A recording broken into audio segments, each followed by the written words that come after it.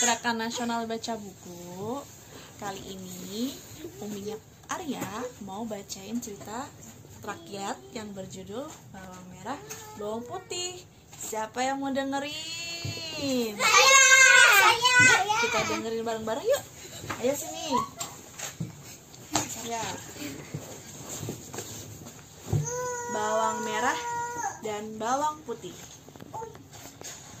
Dahulu kala di sebuah desa tinggal sebuah keluarga yang terdiri dari ayah, ibu, dan seorang gadis remaja yang cantik bernama Bawang Putih. Mereka adalah keluarga yang bahagia.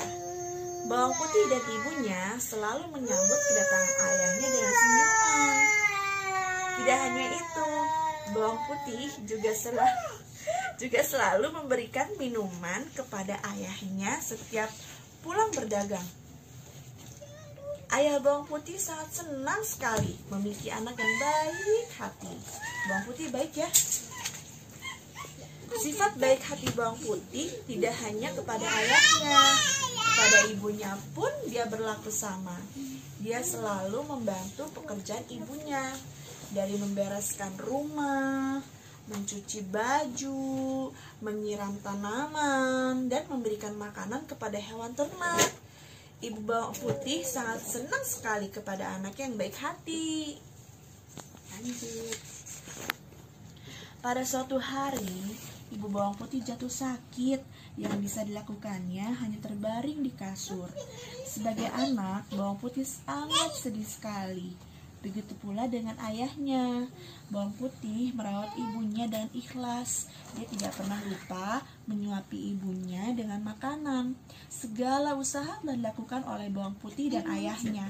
Akan tetapi takdir Tuhan berkata lain. Ibu Bawang Putih dipanggil Tuhan yang Maha Kuasa. Bawang Putih dan ayahnya sedih sekali. Banyak tetangga di sekitarnya yang ikut ke pemakaman. Pada suatu hari, ayah Bawang Putih mengungkapkan keinginannya untuk menikah lagi. Bawang Putih pun memberikan izin kepada ayahnya untuk menikah lagi. Pesta pernikahan antara ayah Bawang Putih dan ibu Bawang Merah digelar secara sederhana. Banyak tetangga yang menghadiri pesta pernikahan itu. Bawang Putih menyambut para tamu dengan ceria. Tidak sebaliknya dengan Bawang Merah. Dia menyambut para tamu dengan buka masa. Sini mas, duduk mas. Selama tinggal bersama ibu Bawang Merah, Bawang Putih sering melakukan pekerjaan berat. Jika ayah Bawang Putih sedang pergi berdagang, Bawang Putih tidak pernah menceritakan hal itu terhadap bapaknya. Cobaan Bawang Putih tidak sampai di situ. Tuhan kembali memanggil ayah Bawang Putih. Bawang Putih sangat sedih sekali karena orang-orang yang dicintai meninggal semua.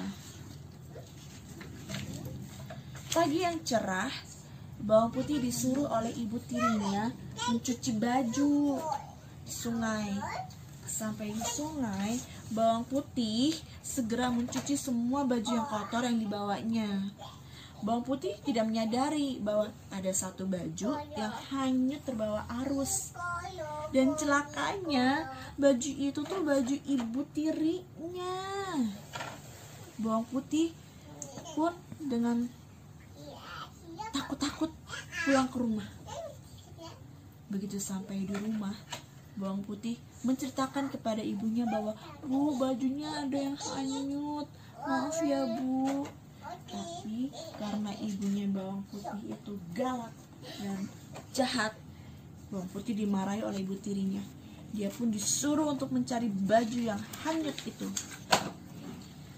Dia segera menyusuri sungai tempatnya mencuci tadi. Hari sudah mulai gelap, Bawang Putih sudah mulai putus asa. Sebentar lagi malam akan tiba, dan Bawang Putih dari kejauhan dia melihat sebuah gubuk di tepi sungai. Bawang Putih segera menghampiri rumah itu dan mengetuknya. Tuk tuk tuk tuk. Dari dalam rumah keluarlah seorang nenek-nenek tua. Ternyata nenek tua tadi itu menemukan baju ibu tiri Bawang Putih. Lalu dia mengembalikan baju itu. Tapi ada syaratnya.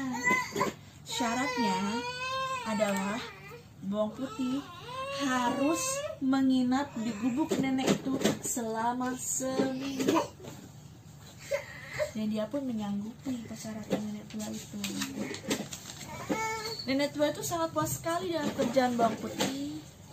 Sebelum pamit pulang, bawang putih dipanggil nenek tua. Setelah memberikan baju milik ibu tirinya, bawang putih disuruh nenek tua untuk memilih salah satu buah labu. Lalu nenek tua itu memiliki dua buah labu yang besar dan kecil. Tapi bawang putih memilih labu yang apa, yo? Yang besar apa yang kecil? Kecil. Besar. Yang kecil. Lalu dibawa pulanglah labu kecil itu ke rumahnya.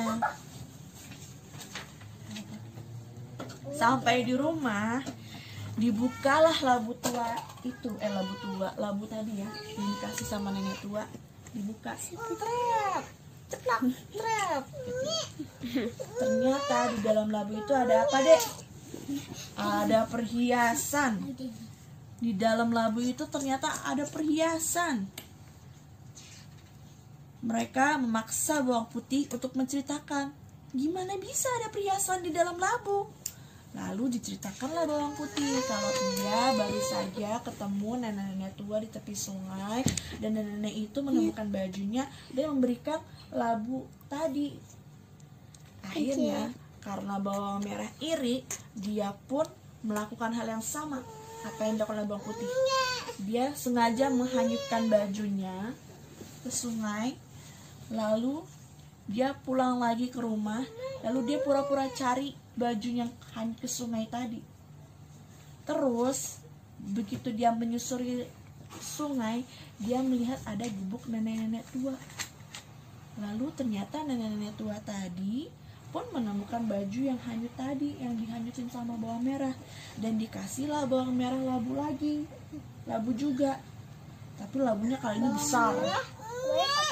Jahat. Bawang putih baik. Betapa senangnya bawang merah ketika dikasih labu yang besar. Ore, aku dapat labu besar, pasti isinya banyak dan pasti banyak perhiasan di dalamnya, gitu kan.